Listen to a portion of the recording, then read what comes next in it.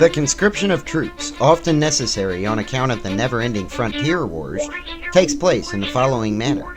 The order goes out that on a certain day in a certain part of town all inhabitants, men, women, and children, without exception, have to remain indoors. Usually, at about noon, the young nobleman in charge of the conscription appears at the entrance of that part of town where a detachment of soldiers, both infantry and cavalry, have been waiting since dawn. He is a young man, slender, not tall, weak, carelessly dressed, with tired eyes, waves of restlessness continually passing through him like the shivers of a fever. Without looking at anyone, he makes a sign with a whip, his sole equipment, whereupon several soldiers join him and he enters the first house. A soldier, who knows personally all the inhabitants in this part of town, reads out the list of the inmates. As a rule, they are all present, lined up in the room, their eyes fixed on a nobleman, as though they were soldiers already. It can happen, however, that here and there someone, it's invariably a man, is missing. In this case, no one will dare to utter an excuse, let alone a lie. Everyone is silent. All eyes are lowered. The pressure of the command, which someone in this house has evaded, is almost unbearable. The silent presence of the nobleman keeps everyone nevertheless in his place. The nobleman makes a sign. It is not even a nod. It can only be read in his eyes. And two soldiers begin to search for the missing man. This is not difficult. He is never out of the house, never really intends to evade military service. It's only fear that has prevented him from turning up. Yet it's not fear of the service itself that keeps him away. It's the general reluctance to show himself. For him, the command is almost too great, so frighteningly great that he cannot appear of his own accord. This is why he does not flee. He simply goes into hiding. And on learning that the nobleman is in the house, he even leaves his hiding place and creeps to the door, where he is promptly caught by the soldiers in search of him. He is brought before the nobleman, who seizes the whip with both hands. He is so weak that he cannot do it with one hand. He gives the man a thrashing. Having inflicted no great pain, he drops the whip, half from exhaustion, half from disgust, whereupon the beaten man has to pick it up and hand it to him. Only then may he join the line with the others.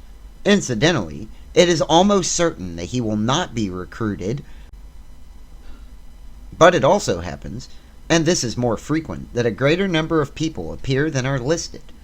There, for instance, stands an unknown girl, staring at the nobleman. She is from out of town, from the provinces, perhaps. The conscription has lured her here. There are many women who cannot resist the temptation of conscription in another town. Conscription at home meaning something quite different. And strangely enough, it is not considered disgraceful for a woman to surrender to this temptation. On the contrary, in the opinion of many things, this is something women have to go through, a debt which they must pay to their sex. I hate that it's worded like that. Like, what the heck? Moreover, it invariably takes the same account. The girl or the woman learns that somewhere, perhaps very far away, at the home of relatives or friends, a conscription is going to take place. She asks her family for permission to undertake the journey, which is granted. It cannot very well be refused. She puts on her best clothes, is gayer than usual, at the same time calm and friendly, no matter what she may be like at other times. And yet behind all the calm and friendliness, she is inaccessible, like an utter stranger who is on her way home and can think of nothing else. In the family where the conscription is going to take place, she is received quite differently from an ordinary guest. Everyone flatters her. She is invited to walk through all the rooms in the house, lean out of all the windows, and if she puts her hand on someone's hand, it means more than a father's blessing. When the family is preparing for the conscription, she is given the best place, which is near the door, where she has the best chance of being seen by the nobleman, and can best see him. She is honored in this way.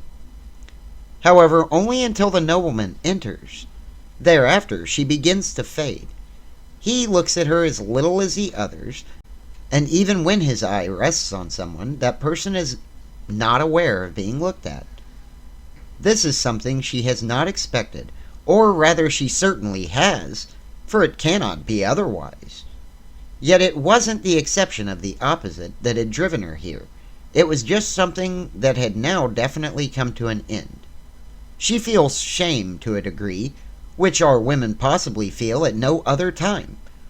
Only now is she fully aware of having forced her way into a foreign conscription, and when the soldier has read out the list and her name is not on it, and there comes a moment of silence, she flees, stooped and trembling, out of the door, receiving an additional blow in the back from a soldier's fist.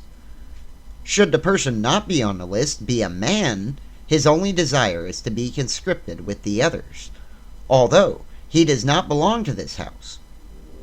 But this too is utterly out of the question. An outsider of this kind has never been conscripted, and nothing of the sort will ever happen. Alright, that's the end of the story. I will see you next time.